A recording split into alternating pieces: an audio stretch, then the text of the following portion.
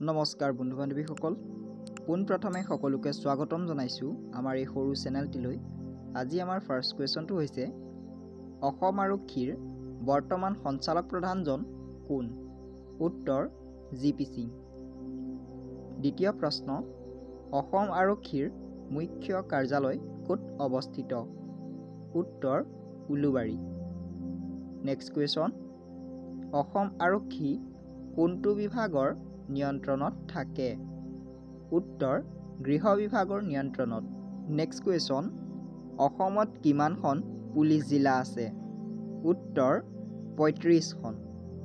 Next question, জিলা এখনৰ মুখ্য পুলিচ বিষয়া কোন? উত্তৰ আৰক্ষী অধীক্ষক অৰ্থাৎ SP। নেক্সট কুৱেশ্যন, অসম পুলিচৰ কামাণ্ডো বাহিনীটোৰ নাম কি? উত্তৰ black panther. Next question, Assam পুলিচৰ কিমানটা বেটেলিয়ন APBN আছে? উত্তৰ ১৪টা। নেক্সট কুৱেশ্যন, প্ৰথম অসম আৰক্ষী বেটেলিয়নৰ মুখ্য কাৰ্যালয় ক'ত আছিল? উত্তৰ শিৱসাগৰত।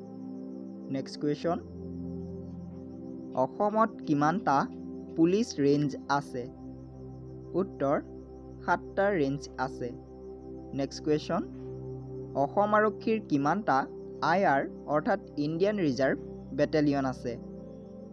উত্তৰ ৯টা। নেক্সট কুৱেশ্যন, অসমৰ কোনখন নগৰত আৰক্ষী আয়ুক্তালয় আছে? উত্তৰ গুৱাহাটীত আছে। নেক্সট কুৱেশ্যন, গুৱাহাটীত আৰক্ষী আয়ুক্তালয় কেতিয়া স্থাপন কৰা হৈছিল? উত্তৰ ২০১৫ চনত স্থাপন কৰা হৈছিল। নেক্সট কুৱেশ্যন, গুৱাহাটী পুলিচৰ প্ৰথম আয়ুক্ত কোন আছিল? উত্তৰ জ্যোতিৰ্ময় চক্ৰৱৰ্তী। নেক্সট কুৱেশ্যন, বৰ্তমান গুৱাহাটী পুলিচৰ আয়ুক্ত কোন? উত্তৰ দিগন্ত বৰা। নেক্সট কুৱেশ্যন, স্বাধীনতাৰ সময়ত অসম পুলিচৰ সংখ্যা কিমান আছিল? উত্তৰ প্ৰায় ৮,০০০ মান আছিল। নেক্সট কুৱেশ্যন, চতুৰ্থ অসম পুলিচ বেটেলিয়নৰ মুখ্য কাৰ্যালয় ক'ত অৱস্থিত? উত্তৰ গুৱাহাটীত অৱস্থিত।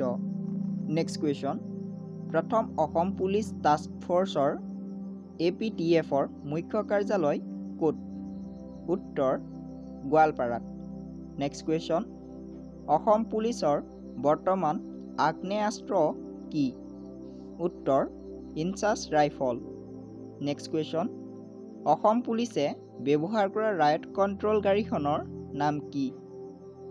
উত্তৰ বজ্ৰ। নেক্সট কুৱেশ্যন, অসম পুলিচৰ কামাণ্ডো বেটেলিয়ন কেতিয়া গঠিত হৈছিল? উত্তৰ ১৯৯৬ চনত।